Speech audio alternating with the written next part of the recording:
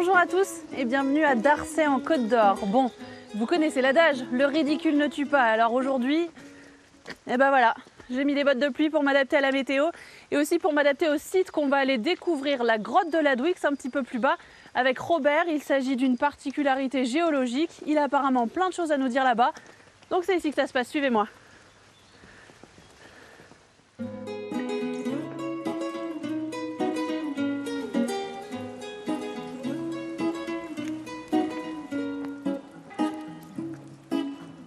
Bonjour Robert. Bonjour Fabienne. Bon, ça se mérite de venir prendre rendez-vous avec vous ici. Ça se mérite, mais le site en vaut la peine. Oui, j'ai l'impression. Voilà. J'ai l'impression, on se trouve où exactement? Donc là, nous sommes sur le site de la Douix. Donc site naturel classé, protégé, au titre des sites remarquables de Bourgogne. Là, ce sont des sources ici, il y a de l'eau sous nos pieds. L'eau se trouve surtout derrière, dans les cavités, au niveau de la roche, au niveau de l'intérieur des galeries. C'est une rivière souterraine sur une longueur d'à peu près 800 mètres. Par contre, il y a toujours, on l'entend, de l'eau en aval qui coule, donc par les ruissellements souterrains. Et cette partie-là, effectivement, n'est plus accessible, à part avec des bottes, lorsqu'il y a les grandes crues. Vous voulez bien? Allez.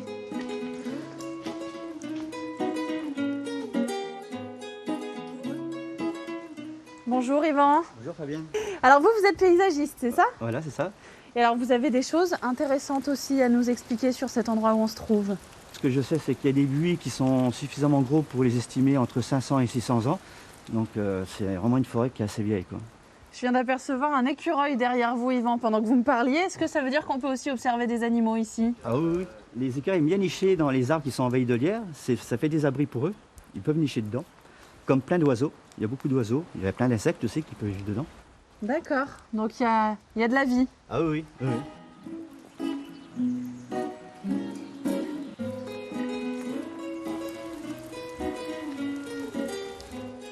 Vous voyez cette niche?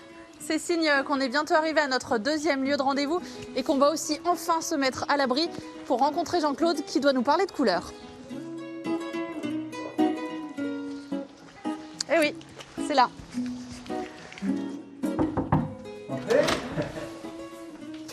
Bonjour. Bonjour toi. T'es pas Jean-Claude toi? Qu'est-ce que c'est que ce travail de marchande de peinture? Ben, c'est surtout, on vend des couleurs en poudre, ce qu'on appelle le pigment, D'accord. qui sert à beaucoup de choses, quoi, et tout ce qui touche au décor peint, quoi. Et alors ça, c'est de la peinture que vous avez fait vous avec des pigments par exemple? Pigment, voilà, ça c'est de l'aquarelle. On va mélanger le pigment avec un liant, qui est la gomme, avec un petit peu de miel, qu'on va mélanger ensemble, et après on met ça dans des petits godets, et on obtient nos aquarelles. Et après, elle sèche. Voilà.